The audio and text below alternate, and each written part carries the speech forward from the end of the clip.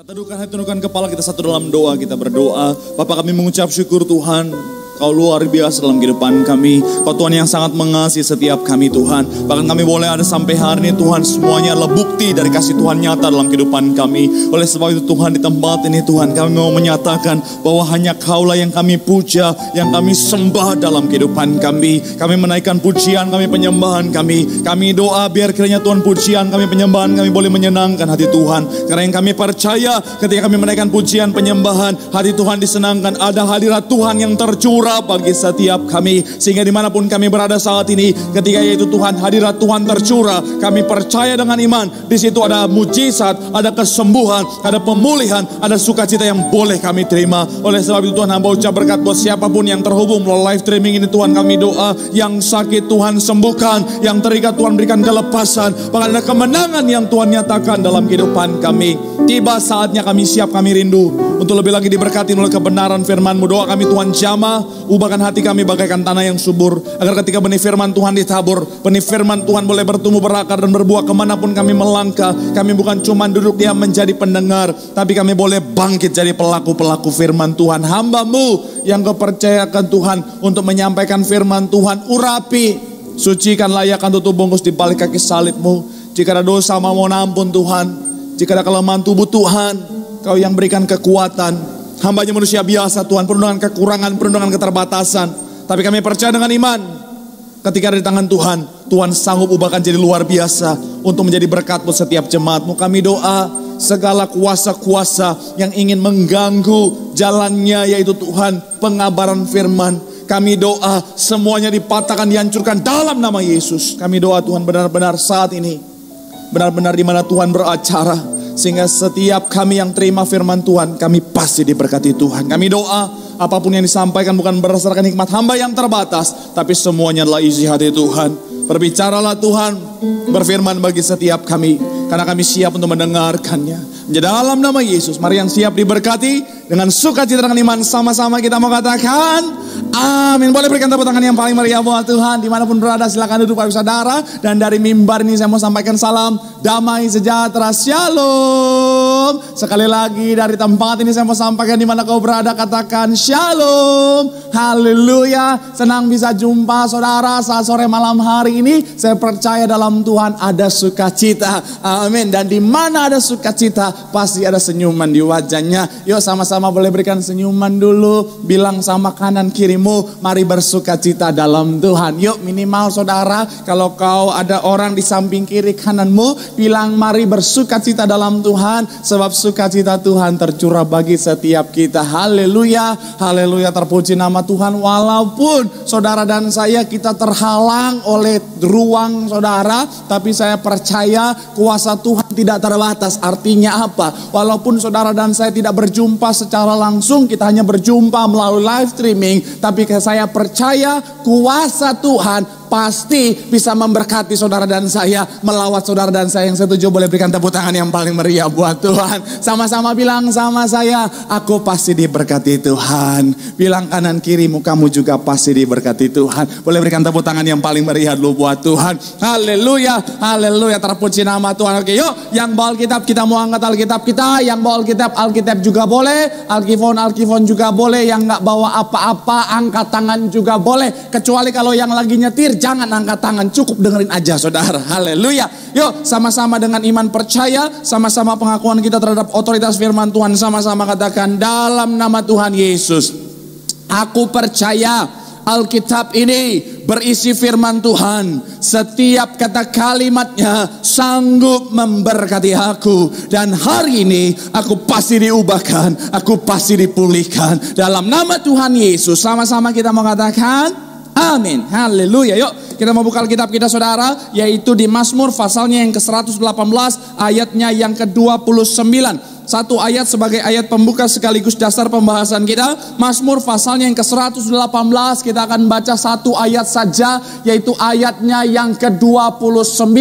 Haleluya, terpuji nama Tuhan. Mazmur pasalnya yang ke-118 ayatnya yang ke-29. Yang sudah di sana dimanapun kau berada katakan haleluya. Yes, walaupun jauh tetap kerasa ibadah. Yuk, sama-sama kita baca Alkitab kita. 3, ya. Bersyukurlah kepada Tuhan sebab Ia baik. bahwasanya untuk selama-lamanya apa? Kasih setianya. Sekali lagi, bersyukurlah kepada Tuhan sebab Ia baik, bahwasanya untuk selama-lamanya kasih setianya. Sama-sama bilang sama saya, Tuhan itu baik. Sama-sama bilang sama saya, Tuhan itu baik. Sama-sama bilang sama saya, kasih setia Tuhan. Haleluya, haleluya. Boleh munculkan tema khotbah saya hari ini, saudara. Saya sudah post di Instagram saya, di Facebook saya, bahwa hari ini saya ingin bicara tentang yang namanya kasih yang menyakiti. Sekali lagi, hari ini saya ingin bicara tentang yang namanya kasih yang menyakiti, saudara. Mungkin saudara ketika lihat judul ini, sekali lagi mungkin pikiran saudara terganggu. Ketika saudara ngelihat judul ini, mungkin ketenangan saudara terganggu. Mungkin saudara lihat, Pak Pendeta, maksudnya apa lagi nih Pak Pendeta? Pak Pendeta kok bikin judul kadang-kadang bikin pusing Pak Pendeta. Pak Pendeta kok bikin judul kadang-kadang bikin bertanya-tanya Pak Pendeta. Bahkan tadi saya khotbah saudara di salah satu cabang saudara, saya ketemu teman saya seorang hamba Tuhan. Dia bilang, aduh, Ngana ini bikin judul ini fenomenal sekali katanya, saudara. Saya mau bilang, saudara, memang ketika bicara tentang kasih, ketika saya sandingkan dengan yang namanya menyakiti, mungkin saudara langsung berpikir, Pak Pendeta, maksudnya apa Pak Pendeta? Kenapa bicara tentang kasih? Kenapa disandingkan dengan kata menyakiti? Padahal kasih dan menyakiti adalah dua hal yang bertolak belakang Pak Pendeta. Kenapa kok Pak Pendeta sandingkan antara yang namanya kasih dengan yang menyakiti? Saya mau bilang saudara, dari ayat yang kita baca tadi, Mazmur 118 ayat 29, tegas Alkitab berkata bahwa Tuhan itu baik, bahwasanya untuk selama-lamanya kasih setia Tuhan. Sekali lagi, ayat yang kita baca, Mazmur 118 ayat 29 dengan tegas berkata bahwa Tuhan itu baik, bahwasanya untuk selama-lamanya kasih setianya. Amin. Nah, ketika bicara tentang kasih Tuhan, ketika bicara tentang kebaikan Tuhan, seringkali yang muncul dalam pikiran kita adalah sesuatu yang nyaman. Ketika bicara tentang kasih dan kebaikan Tuhan, yang muncul dalam pikiran kita adalah sesuatu yang lembut, saudara. Tapi saya mau bilang, saudara, tidak selamanya kasih Tuhan, kebaikan Tuhan itu diaplikasikan dengan cara yang lembut. Sekali lagi, tidak selamanya kasih Tuhan dan kebaikan Tuhan itu diaplikasikan dengan cara yang lembut. Maksudnya apa? Kalau saudara hadir di sesi saya ketika saya bicara tentang kedewasaan rohani, saudara, kadang-kadang kasih Tuhan bisa diaplikasikan dengan ketegasan. Sekali lagi, kadang-kadang kasih Tuhan itu bisa diaplikasikan dengan yang namanya ketegasan. Coba kita buka Alkitab kita, Wahyu pasalnya yang ketiga, ayatnya yang ke-19. Coba kita buka Alkitab kita, saudara. Wahyu pasalnya yang ketiga, kita akan baca ayatnya yang ke-19. Yuk, yang sudah di sana boleh bilang puji Tuhan. Haleluya. Saya harap saudara walaupun di rumah ya ada interaktif, saudara. Jadi walaupun di rumah rasa di gereja. Yuk sama-sama kita baca Alkitab kita. 3, iya. Barang siapa apa? Ku kasihi, ia ku tegur dan ku hajar. Sebab itu apa? Relakanlah hatimu dan, sekali lagi kita baca ayat ini. Barang siapa dikatakan apa? Ku kasihi. Ini Tuhan yang ngomong, ku kasihi. Ia apa? Ku tegur. Jadi yang dikasihi Tuhan bukan berarti dimanjakan. Yang dikasihi Tuhan bukan berarti hanya mengalami yang lembut-lembut saja. Tetapi yang dikasihi Tuhan, kadang-kadang Tuhan aplikasikan kasihnya dengan apa? Menegur. Bahkan di situ dikatakan dan ku apa?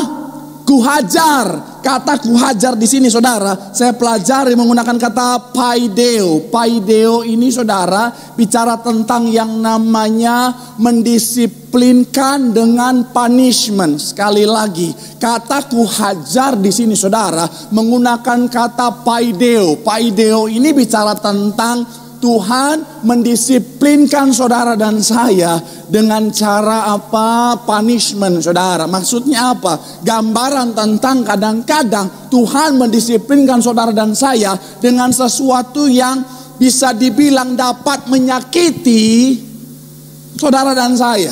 Kadang-kadang Tuhan itu menyatakan kasih-Nya dengan sesuatu yang sepertinya menyakiti kita, menyakitkan kita, saudara. Tapi saya mau bilang sekali lagi, semuanya itu Tuhan lakukan karena dasar agar supaya saudara dan saya menerima yang terbaik dari Tuhan. Katakan amin.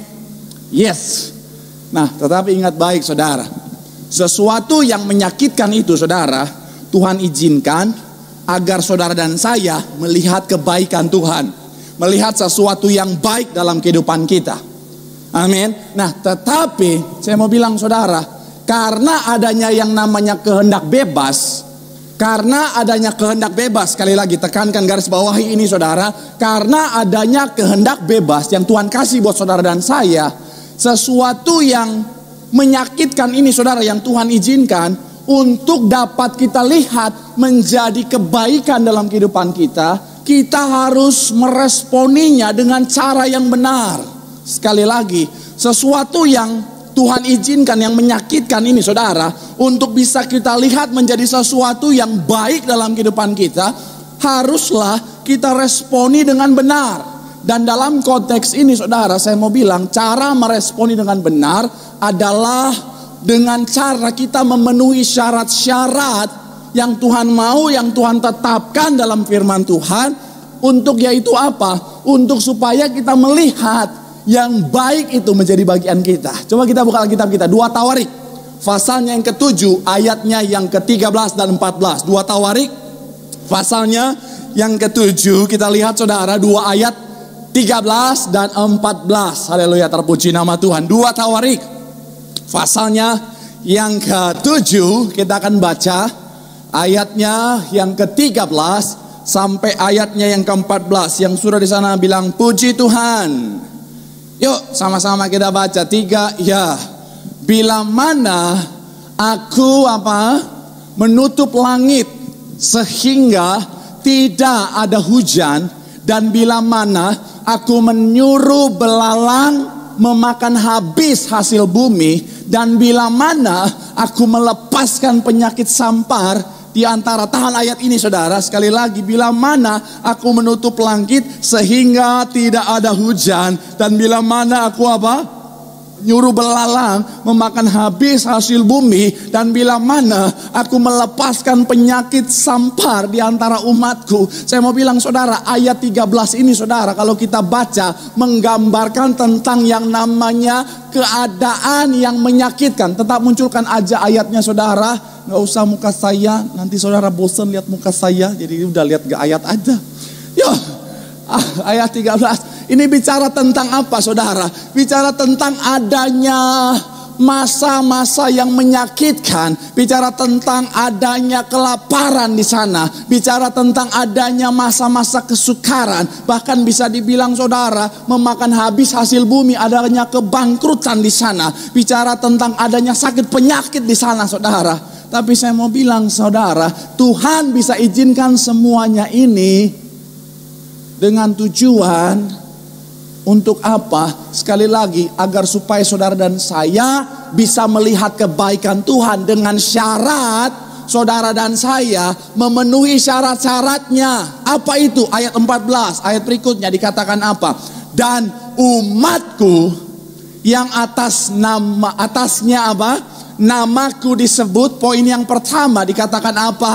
Sama-sama bilang sama saya merendahkan diri. Sama-sama bilang sama saya merendahkan diri. Langsung kita lihat ayatnya saudara, yaitu di Yakobus pasalnya yang keempat ayat 10. Yakobus pasalnya yang keempat ayatnya yang ke-10. Haleluya.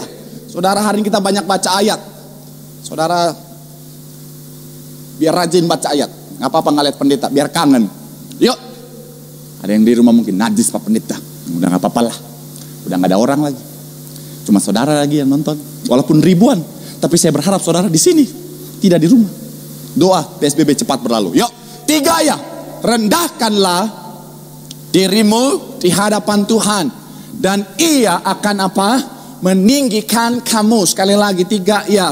Rendahkanlah dirimu di hadapan Tuhan. Dan Ia akan meninggikan kamu. Kata meninggikan kamu bicara tentang gambaran tentang yang namanya pemulihan Tuhan. Saya mau bilang saudara, yang pertama, apa syarat yang dibutuhkan itu untuk yaitu namanya melihat pemulihan Tuhan. Itu kenapa di bagian poin boleh munculkan sebentar saudara.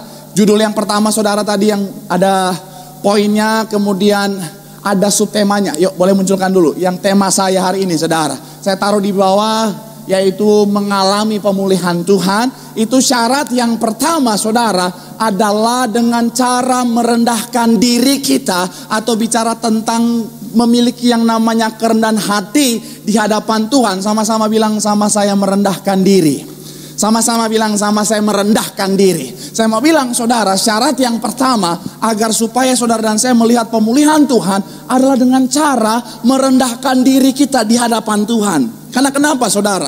Lawan kata dari merendahkan diri atau kerendahan hati adalah kesombongan. Seperti yang kita tahu bersama, saya mau bilang Tuhan sangat membenci kesombongan. Kesombongan adalah sesuatu yang sangat dibenci sama Tuhan. Amsal 16, coba kita lihat Alkitab kita. Amsal pasalnya yang ke-16 ayat 5. Amsal 16 ayatnya yang ke-5. Coba kita baca. Amsal pasalnya yang ke-16 ayat 5. 3, ya. Setiap orang yang apa? Tinggi hati adalah kekejian bagi Tuhan. Sungguh ia tidak akan apa? Luput dari apa? Sekali lagi, setiap orang yang tinggi hati adalah kekejian bagi Tuhan. Sungguh ia tidak akan apa? Luput dari hukuman. Ketika saudara dan saya memiliki yang namanya kesombongan, saya mau bilang ke saudara, kesombongan akan menghasilkan yang namanya hukuman. Nah, Tuhan gak mau saudara dan saya mengalami hukuman dalam kehidupan kita. Itu kenapa Tuhan izinkan keadaan-keadaan yang menyakitkan, supaya ketika kita responi dengan kerendahan hati, merendahkan diri kita di hadapan Tuhan, yang tadinya harusnya bicara tentang hukuman menjadi sesuatu yang baik dalam kehidupan kita. Ayat berikutnya, masih di Amsal tadi saudara, kita loncat ke ayat yang ke-18. Coba kita lihat Alkitab kita. Masih di Amsal 16, kita loncat ke ayatnya yang ke-18. Yuk coba kita lihat Alkitab kita. 3, ya. Kecongkakan mendahului apa? Kehancuran. Dan tinggi hati mendahului apa? Sekali lagi, kecongkakan mendahului kehancuran, dan tinggi hati mendahului apa? Kejatuhan. Ketika saudara dan saya bicara tentang mulai sombong, mulai congkak, saya mau bilang saudara, semuanya itu akan berakibat pada kejatuhan. Semuanya itu akan berakibat pada yang namanya kehancuran. Dan Tuhan gak mau saudara dan saya kita mengalami itu. Itu kenapa Tuhan kadang-kadang izinkan sesuatu yang menyakitkan, supaya apa? Kita meresponinya dengan kerendahan hati saudara. Karena memang bicara tentang kesombongan ya, mungkin ini sesuatu yang sering dibahas, sering saudara dengar. Karena memang bicara kesombongan adalah dosa tertua saudara. Kalau saudara pelajari Alkitab, saudara ingat Lucifer, saudara jatuh dilempar. Itu kenapa? Karena adanya yang namanya kesombongan. Memang bicara kesombongan, setiap orang tuh punya kesombongan. Saya pernah bahas, kalau bicara kesombongan saudara, setiap orang sadar gak sadar punya kesombongan. Cuma memang levelnya beda-beda.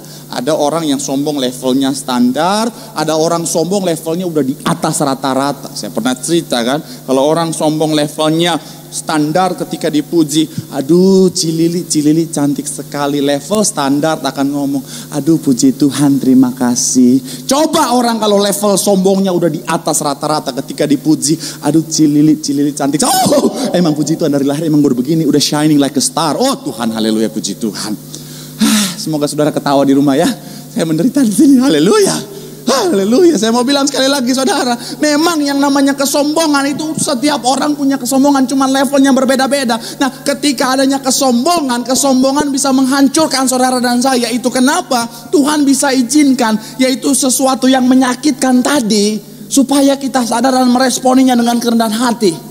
Karena gini saudara, kalau saudara dan saya mau bilang saudara punya kerendahan hati, Tuhan angkat saudara hidup menjadi luar biasa. Tapi kalau saudara sombong, mohon maaf, Tuhan bisa rendahkan saudara serendah-rendahnya. Untuk apa? Supaya bertobat.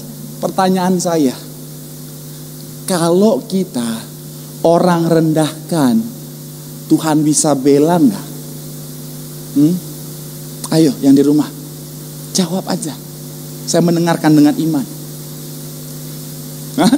Kalau orang mau rendahin saudara, Tuhan bisa bela nggak? Bisa. Tuhan Maha Kuasa, Tuhan bisa bela. Tapi pertanyaan saya, kalau Tuhan yang rendahkan kita, ada yang bisa bela nggak? Sorry to say, sehebat apapun orang itu, sehebat apapun koneksimu, kalau Tuhan yang rendahkan, nggak ada satupun yang mengangkat kita, saudara. Tapi saya mau bilang, ketika kau rendah hati, merendahkan dirimu di hadapan Tuhan, saya mau bilang, Tuhan sanggup angkat hidupmu. Gambaran tentang Tuhan memulihkan keadaanmu. Yang setuju boleh berikan tepuk tangan yang paling meriah buat Tuhan.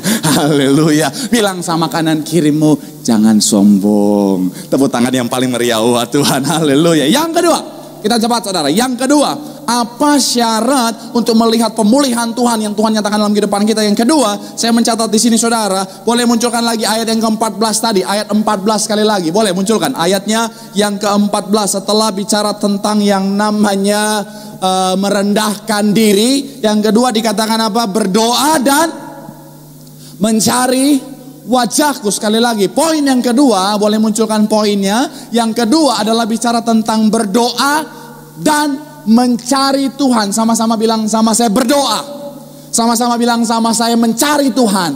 Amin. Kalau saudara lihat poin ini saudara lihat ayat yang kita baca tadi saudara, dengan jelas ini menggambarkan tentang yang namanya adanya satu level dari yang namanya berdoa. Maksudnya apa? Menggambarkan adanya satu posisi dari yang namanya berdoa. Jadi gini saudara, ketika kita yaitu berdoa, bukan hanya sekedar berdoa, tetapi yang Tuhan mau adalah berdoa yang mencari Tuhan. Sekali lagi, ketika kita berdoa, bukan hanya sekedar berdoa, tetapi berdoa yang mencari Tuhan. Kok bisa gitu Pak Pendeta? Pertanyaan saya, ada nggak orang berdoa tapi nggak cari Tuhan? Ada nggak orang berdoa tapi nggak cari Tuhan? Ada? Ada. Indikasinya apa Pak Pendeta? Ketika orang berdoa nggak cari Tuhan, ya saya nggak menghakimi, saya nggak ngejudge, tapi kadang-kadang dari cara berdoa sudah kelihatan mana yang berdoa cari Tuhan dan mana yang tidak. Maksudnya gimana Pak Pendeta? Kalau orang biasanya, kalau saya suka lihat saudara, bisa kelihatan dia berdoa betul-betul cari Tuhan atau enggak, itu dari cara berdoa. Maksudnya bagaimana? Yang buat saya, menurut saya, dia berdoa tapi hanya sekedar berdoa, tidak cari Tuhan, tuh yang biasanya berdoa begini. Baru nunduk udah amin. Ada loh orang tuh, jadi dia mau berdoa nih, baru ngedipain udah amin saudara. Iya loh, baru begini udah amin. Jadi berdoa udah kayak ngedip doang saudara. Saya kalau ngeliat itu Tuhan, berdoa kok ngedip doang? Itu berdoa atau lagi godain pendeta? Gini udah. Ya ada loh, kadang-kadang jemaat kalau pendeta khotbah, dia di bawah gitu senyum-senyum sambil ngedip mata. Tuhan ada, tapi nggak di sini. Yang nggak ada jemaat pasti nggak ada di sini. Saya mau bilang saudara, ada orang kadang-kadang itu, mohon maaf ya, berdoa tapi nggak mencari Tuhan saudara. Begini udah berdoa memang saya pernah bahas begini. Tuhan nggak melihat kata-kata saudara, yang Tuhan lihat hati saudara. Memang sekali lagi Tuhan itu nggak butuh kata-kata yang megah, karena memang kadang-kadang kan ada orang yang doa fokusnya sama kata-kata. Kalau berdoa itu, waduh, udah benar-benar udah kayak seorang pujangga. Tuhan, kebaikanmu bagaikan ombak, kasihmu bagaikan angin yang berhembus. Waduh, itu pujangga ketemu dia cium tangan saudara. Saking mantapnya doanya. Memang Tuhan itu lihat hati. Tuhan itu nggak butuh dengan kata-kata yang mewah, yang megah. Karena yang paling penting adalah hati. Tapi mbok ya kalau berdoa ya baru begini udah amin ya. Mau bilang mencari Tuhan bagaimana itu saudara? Apalagi kalau udah kelaparan. Ada kan orang-orang kalau udah kelaparan itu, kalau berdoa udah baru begini, amin. Saya mau bilang saudara ya, baru mau bilang kata Tuhan aja udah nggak sempat itu. Saya bingung itu kalau orang doa, amin. Doa macam apa itu? Yang dia doakan apa itu saudara? Baru begini udah, amin. Itu ya kan kalau kita berdoa malaikat catat. Saudara bisa bayangin, malaikat udah siap-siap nih. Kita mau berdoa, malaikat udah siap-siap mau catat. Ketika kita berdoa, amin. Hah? Malaikat ngomong apa tadi? Nanya main sebelah, malaikat sebelah, bro, tadi ngomong apa? Tenyaho, nggak tahu. Saking bingungnya gitu saudara. Saya mau bilang Tuhan mau kita bukan hanya sekedar berdoa, tetapi berdoa yang sungguh-sungguh mencari Tuhan. Karena kenapa? Tuhan ketika kita mencari, maka kita akan mendapat. Tuhan hanya sejauh doa, tetapi doa yang mencari Tuhan. Karena gini saudara, kalau saudara dan saya cuma sekedar berdoa, kita berdoa yang bersungguh-sungguh aja kadang-kadang itu gangguannya banyak saudara. Saya pernah cerita kan, kadang-kadang kita lagi berdoa, iblis ganggu. Lagi berdoa nih baru Tuhan, iblis ganggu. Kalau ibu-ibu biasa, kompor udah dimatiin belum ya? Lagi berdoa, jemuran udah angkat belum ya? Kalau bapak-bapak biasa, mobil tadi udah kunci atau belum ya? Iya saudara, kita aja mau sungguh-sungguh aja kadang-kadang iblis ganggu. Apalagi kalau bicara yang namanya roh-roh teritori saudara, yang kadang-kadang menghalangi doa kita. Saudara bisa nonton itu khotbahnya Kak Aristo, itu bagus banget tentang roh-roh teritori saudara, ada di YouTube saudara. Kita aja mau berdoa ada yang namanya roh yang menghalangi. Mau sungguh-sungguh apalagi kalau kita berdoa cuma ngasal berdoa saudara. Saya mau bilang saudara, berdoa yang Tuhan mau sehingga kita bisa melihat kebaikan Tuhan benar-benar jadi bagian kita adalah berdoa yang bicara tentang berdoa yang sungguh-sungguh mencari Tuhan. Itu yang Tuhan mau. Kenapa? Karena ketika kita berdoa sungguh-sungguh mencari Tuhan, maka di sana akan ada perjumpaan dengan Tuhan. Dan perjumpaan dengan Tuhan pasti menghasilkan berkat pemulihan Tuhan dalam kehidupanmu. Yang setuju boleh berikan tepuk tangan yang paling meriah lupa Tuhan. Haleluya. Bilang sama kanan kirimu, jangan sekedar berdoa. Bilang sama yang ngomong, sungguh-sungguh cari Tuhan. Sekali lagi tepuk tangan yang paling meriah buat Tuhan. Yang terakhir, sambil saya undang pemain musik, pengujian saudara. Yang terakhir saudara, saya mencatat di sini ayat yang ke-14. Sekali lagi kita balik. Ayatnya yang ke-14. Coba sekali lagi munculkan di layar. Ayatnya yang ke-14.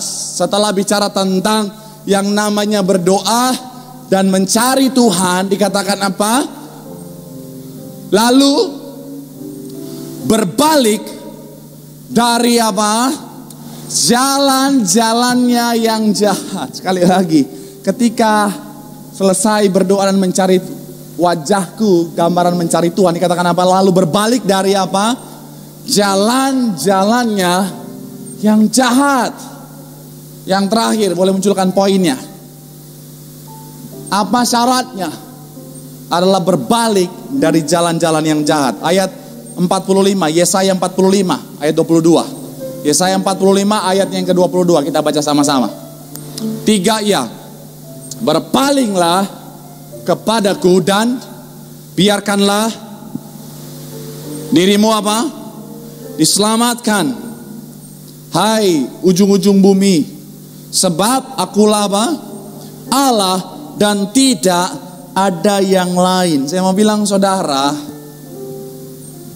Tuhan kadang-kadang mengaplikasikan kasih-Nya dengan cara mengizinkan sesuatu yang menyakitkan dalam kehidupan kita. Tujuannya apa? Adalah supaya saudara dan saya, kita mengevaluasi diri kita.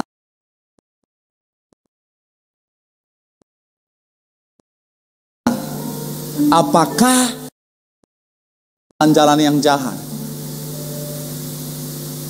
Keadaan hari-hari ini saya tahu menyakitkan.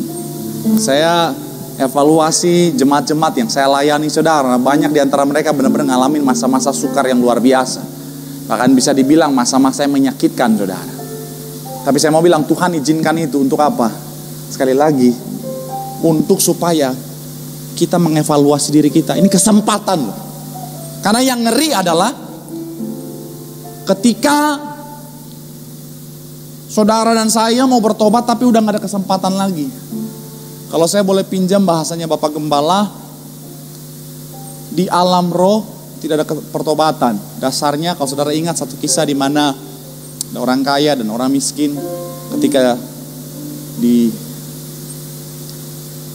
alam roh saudara, si kaya ingin sekali mendapatkan satu tetes saja air dari tangan si miskin. Tapi gak ada pertobatan, gak ada kesempatan lagi saudara. Karena mereka sudah meninggal, sudah di alam roh saudara. Dalam alam roh gak ada pertobatan. Nah itu kenapa ketika saudara dan saya masih ditegur sama Tuhan, bersyukur. Karena kenapa? Artinya kita masih punya kesempatan untuk mengevaluasi diri kita. Kalau hari ini kita ada di jalan-jalan yang jahat, kita kembali. Kalau hari ini kita sudah ada di jalan yang benar, konsisten, setia terus.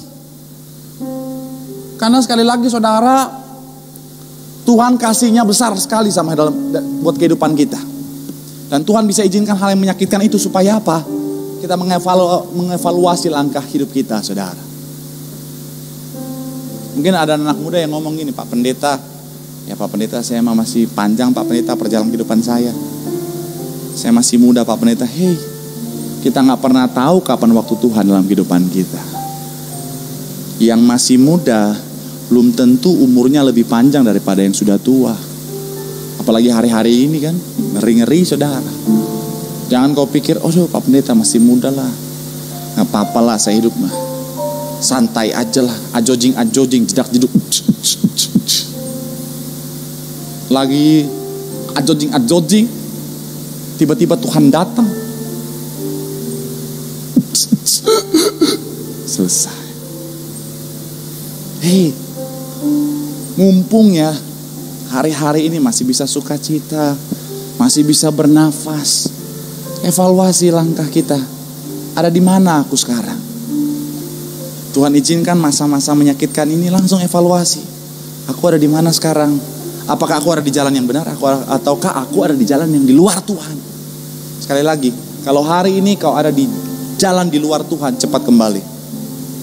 Kalau hari ini kau ada di jalan yang benar, tetap setia. Karena kenapa? Janji firman Tuhan, siapa yang setia sampai akhir akan beroleh mahkota kehidupan. Ayo saudara, kalau lihat keadaan hari-hari ini, semakin nyata bahwa hari-hari ini semakin dekat saudara. Hari-hari Tuhan semakin hari semakin dekat. Ayo, sungguh-sungguh hidup dalam pertobatan. Tinggalkan jalan-jalanmu yang jahat.